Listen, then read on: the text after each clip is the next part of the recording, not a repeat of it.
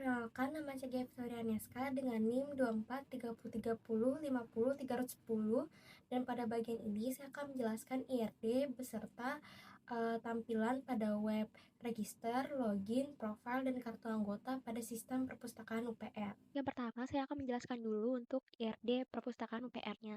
Yang dimana untuk IRD sendiri di sini ada 9 tabel yang saling berhubungan. Jadi yang pertama ada tabel peminjaman dengan PK-nya pinjam ID dan foreign key-nya adalah mahasiswa NIM. Lalu ada data peminjaman dengan PK dan dengan primary key dan foreign key-nya adalah pinjam ID dan buku ID. Lalu ada tabel buku dengan primary key-nya buku ID dan foreign key-nya adalah kategori ID. Lalu ada prodi dengan primary key-nya prodi ID. Lalu ada mahasiswa dengan primary key-nya adalah mahasiswa NIM dan foreign key adalah prodi ID. Lalu ada tabel review yang dimana tabel review di sini itu PK-nya adalah review ID dengan ada 3 foreign key yaitu mahasiswa NIM, buku ID, pinjam ID, dan bagian tabel reservasi di sini ada primary key reservasi ID, foreign key mahasiswa NIM dengan foreign key buku ID, lalu ada wishlist, tabel wishlist di sini primary key adalah wishlist ID, lalu ada foreign key mahasiswa NIM dan buku ID.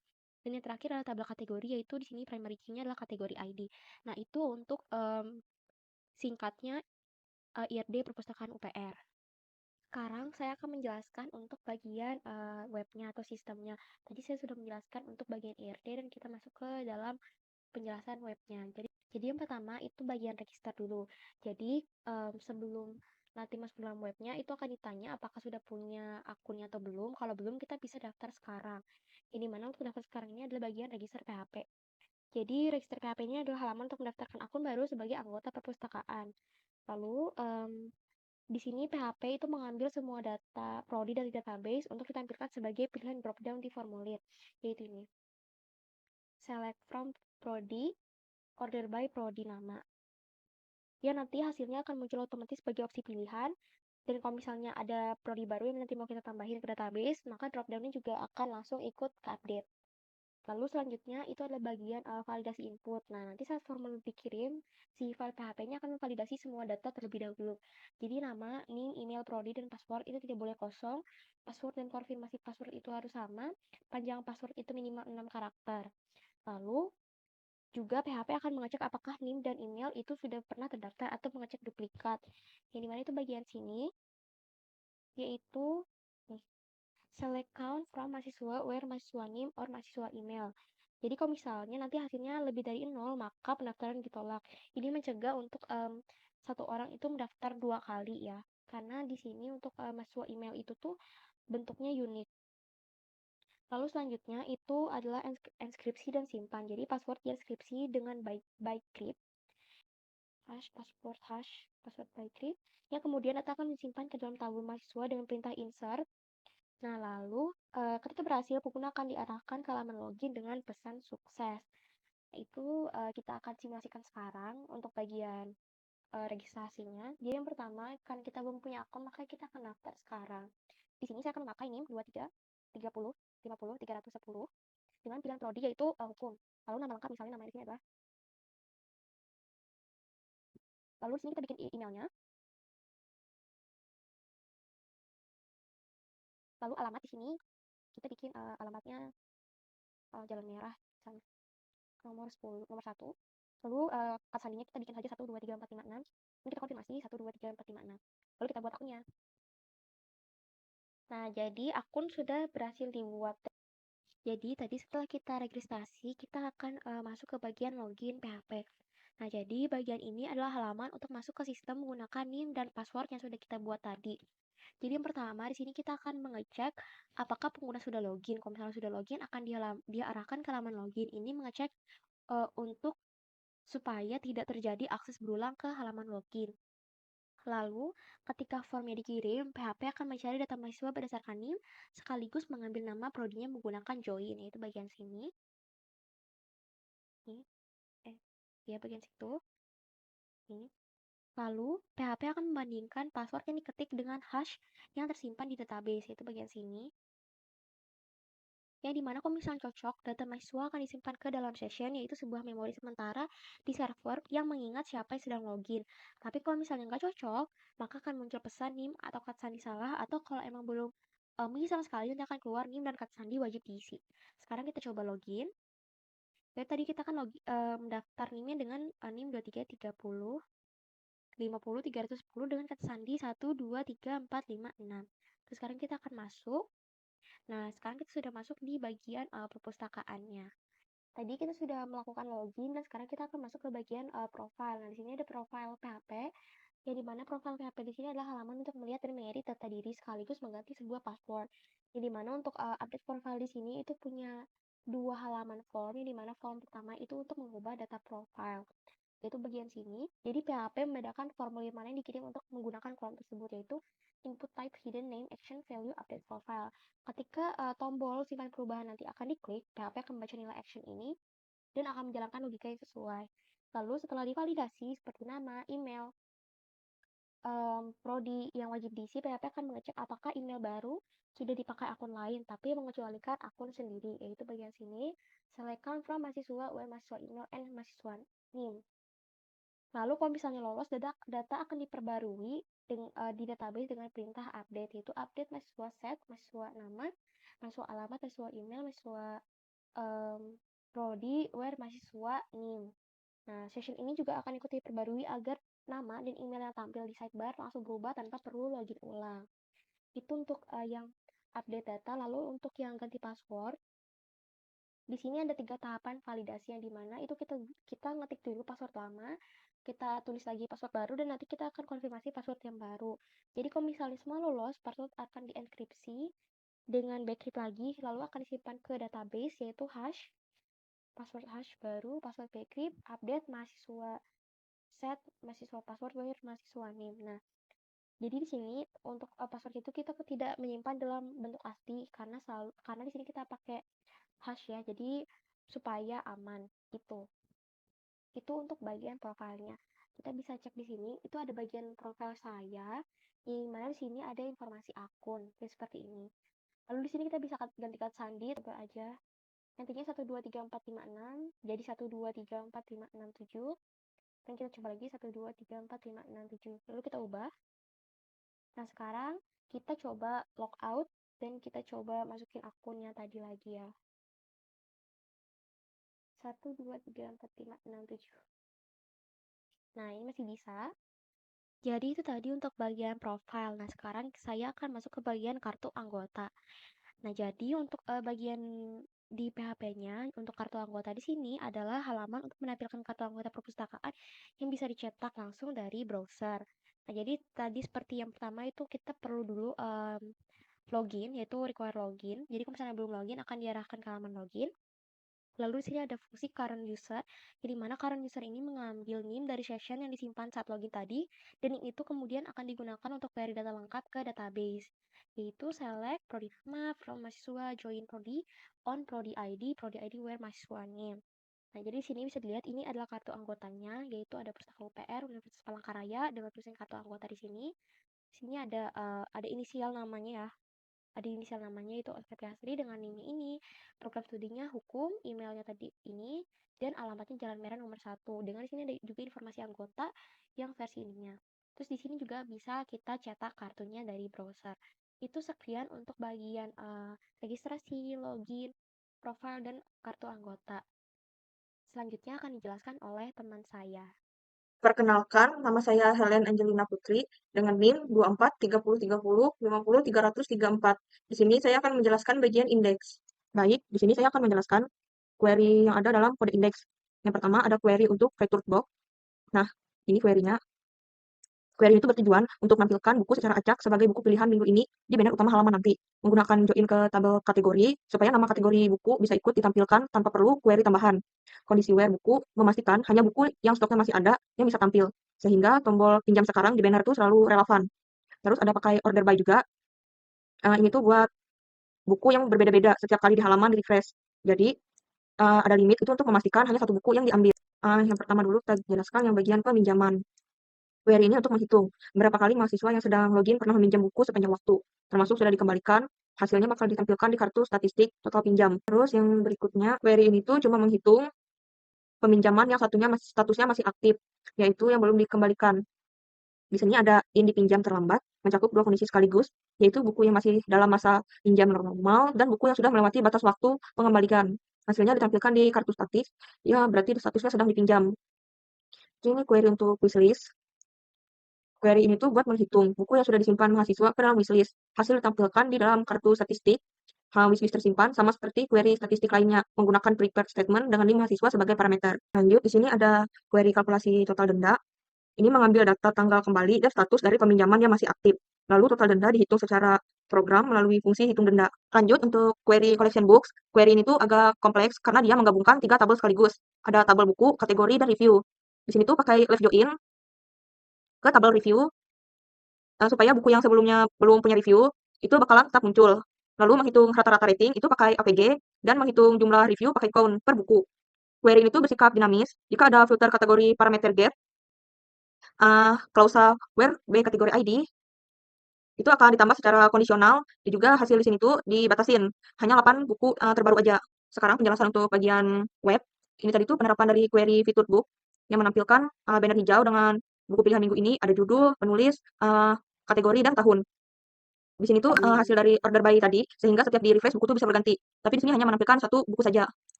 Setiap di refresh dia akan berganti judul. Lalu untuk kategori list, di sini ada chip filter di baris atas. Jika semuanya dipencet, dia bakal nampilin buku-buku yang sesuai dengan kategori. Lalu ini penerapan dari query koleksi buku yang menampilkan 8 buku terbaru saja karena limitnya tadi 8 buku. Di bawahnya ini ada rating, terus 3 huruf singkatan dari kategori, kayak bah itu berarti dia dari bahasa dan sastra. Ini hasil dari query statistik tadi, kan tadi ada 3 query. Di sini ada 3 juga. Yang pertama ada total dipinjam, sedang dipinjam, dan wishlist tersimpan. Nah, total peminjaman ini tuh dari bagian query from peminjaman. Di sini terlihat ada 3 buku, itu bagian total dipinjam. Terus untuk yang kedua, peminjaman aktif, berarti buku yang sedang dipinjam saat ini. Di sini terlihat juga ada 2 buku yang sedang aktif dipinjam. Di peminjaman kan tadi ada 3, berarti satunya sudah dikembalikan. Makanya yang aktif cuma 2 buku. Query ini tadi tuh yang dari dipinjam atau terlambat. Terus yang ketiga ada query wishlist yang disimpan. Terlihat di sini ada 1 buku yang disimpan. Ini tuh dari hasil query confirm wishlist tadi. Terus untuk denda di sini tuh nggak kelihatan kalau ada denda karena belum ada buku yang terlambat dikembalikan. Kalau misalnya ada buku yang terlambat dikembalikan lewat dari sisa waktu, maka dendanya akan ditotalkan di sini dan akan kelihatan hasilnya. Perkenalkan, nama saya Maylin Saskia Putri, NIM 243030503004. Saya akan menjelaskan bagian cari dan detail.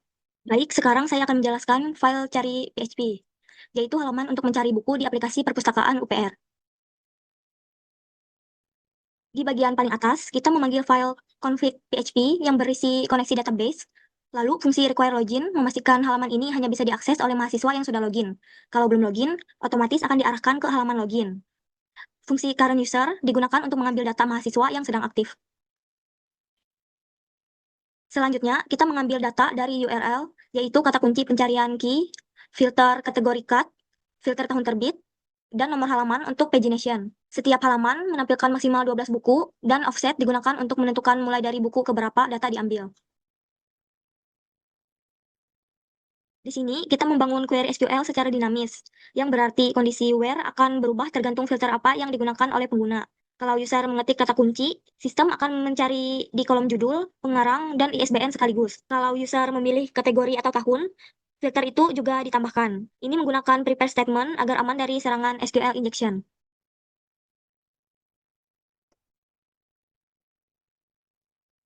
Query utama ini mengambil data buku beserta nama kategorinya menggunakan join, kemudian left join ke tabel review untuk menghitung rata-rata rating buku. Fungsi coalesce digunakan agar buku yang belum punya review tetap tampil dengan nilai rating 0, jadi bukan kosong. Hasilnya diurutkan berdasarkan judul dan dibatasi sesuai pagination. Untuk menampilkan cover buku, sistem mengecek apakah kolom buku cover di database terisi atau tidak. Kalau ada, ditampilkan gambarnya. Kalau tidak ada, ditampilkan ikon buku sebagai pengganti. Setiap card buku juga bisa diklik dan akan membawa user ke halaman detail buku. Sekarang kita beralih ke file detail PHP, yaitu halaman yang muncul ketika pengguna mengklik salah satu buku. Di halaman ini ada banyak fitur sekaligus, peminjaman, wishlist, reservasi, dan review. Fitur wishlist bekerja sebagai toggle. Sistem mengecek dulu apakah buku sudah ada di wishlist milik mahasiswa tersebut. Kalau sudah ada, maka dihapus. Kalau belum ada, maka ditambahkan. Jadi, satu tombol bisa untuk 2 aksi sekaligus.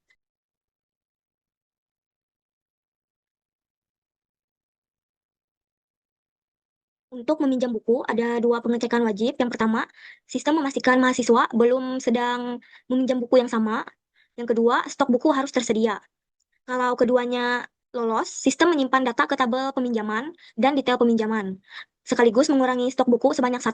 Seluruh proses ini menggunakan transaction agar kalau terjadi error di tengah proses, data tidak setengah tersimpan.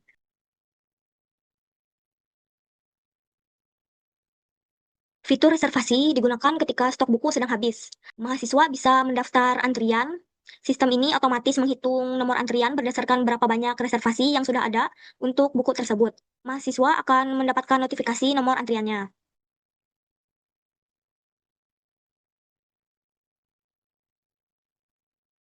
Ketika status reservasi sudah berubah menjadi siap diambil, mahasiswa bisa langsung mengkonversi reservasinya menjadi peminjaman. Tombolnya akan berubah dari reservasi menjadi ambil dari reservasi. Setelah diklik, data peminjaman dibuat dan status reservasi diubah menjadi selesai. Fitur review hanya bisa digunakan oleh mahasiswa yang pernah meminjam buku tersebut. Itu untuk menjaga kualitas ulasan. Kalau mahasiswa belum pernah review, data akan diinsert buku. Kalau sudah pernah, data yang lama akan diperbarui dengan yang baru. Sekarang kita lihat langsung di aplikasinya.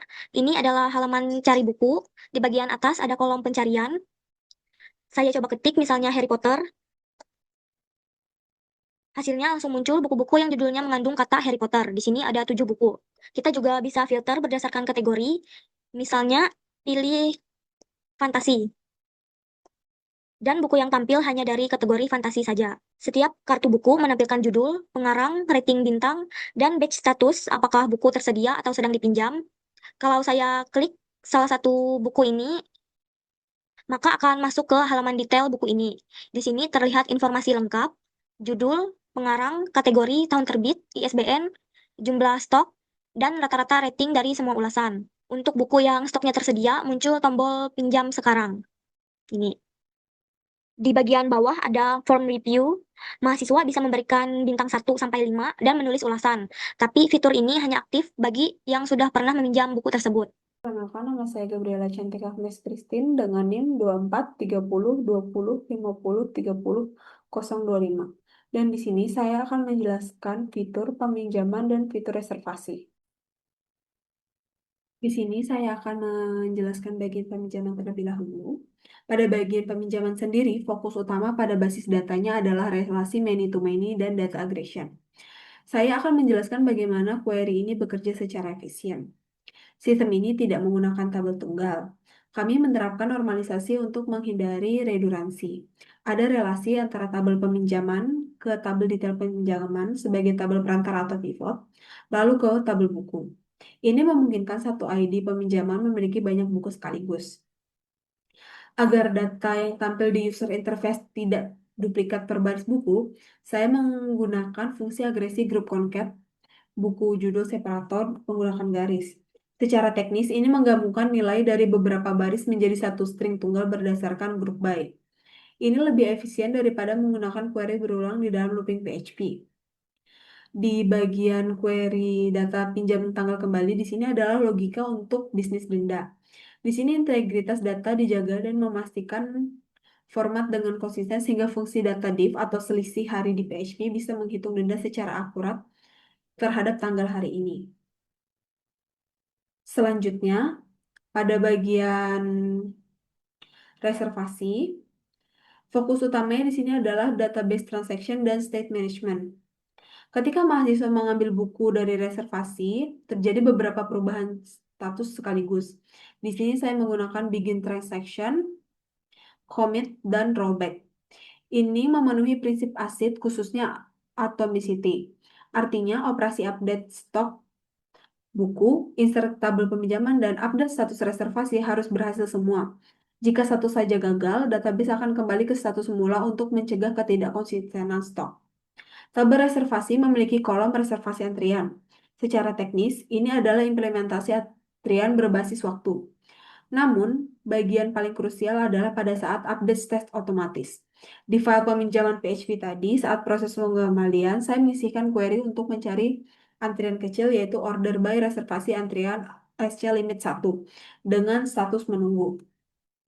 Walaupun bisa menggunakan trigger di DBMS, saya memilih mengatur di level aplikasi untuk kontrol yang lebih fleksibel. Sistem akan mengubah status reservasi mahasiswa berikutnya menjadi siap diambil secara otomatis.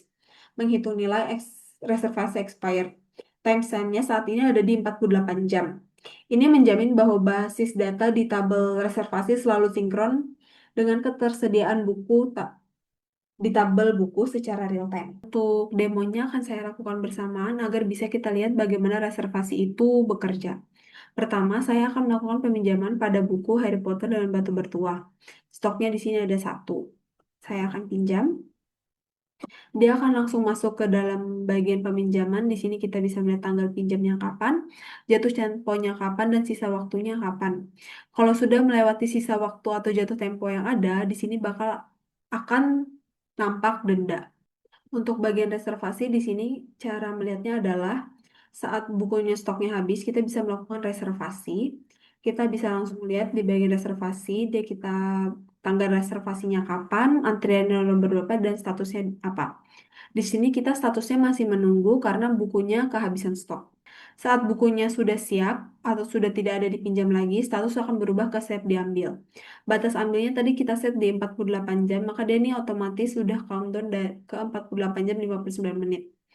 Aksi yang bisa kita lakukan di sini adalah kita bisa meminjam buku atau membatalkan. Kalau misalnya kita memilih untuk ambil buku, maka dia akan langsung masuk ke dalam peminjaman. Sekian presentasi dari saya. Terima kasih. Kenalkan, nama saya LG Dini Hafiz dengan NIM 2430 30 50 314. Sini saya akan menjelaskan bagian fitur wishlist. Adalah query yang digunakan untuk menjalankan fitur wishlist. Di sini melibatkan beberapa tabel, yaitu tabel wishlist, tabel buku, tabel kategori, dan tabel review. Ini adalah query utama yang digunakan untuk menampilkan daftar wishlist. Di sini menggunakan teknik pertama yaitu ada join. Di sini untuk tabel buku dan tabel kategori. Ini untuk memastikan hanya buku yang benar dan memiliki kategori yang ditampilkan. Selanjutnya di sini ada left join. Tabel review digunakan agar buku yang belum memiliki review tetap muncul. Di sini ada where. Ini untuk memfilter wishlist hanya milik mahasiswa yang sedang login berdasarkan atribut name. Selanjutnya di sini ada group by. Ini digunakan untuk fungsi agregasi sehingga buku dikelompokkan per wishlist. Selanjutnya di sini ada order by. Di sini untuk menampilkan buku yang paling baru ditambahkan ke wishlist di urutan ke atas. Selain menampilkan juga terhadap operasi hapus dari wishlist, ketika menekan tombol hapus pada kartu buku, query yang digunakan adalah delete from wishlist where. Di sini juga ada N mahasiswa NIM, ini untuk mencegah seorang mahasiswa lain menghapus punya orang lain. Ini adalah halaman dari fitur wishlist. Di sini karena ada belum buku yang ditambahkan sama sekali, jadi di sini kosong. Dan kita bisa menambahkannya dengan menempel jelajahi koleksi dan kita mencari dan menambahkannya. Untuk menambahkannya kita bisa langsung pencet tambah wishlist dan otomatis halaman wishlist akan berubah menjadi buku yang kita pencet tambahkan tadi. Jika ingin menghapus, tinggal pencet ini, lalu akan menjadi kosong lagi.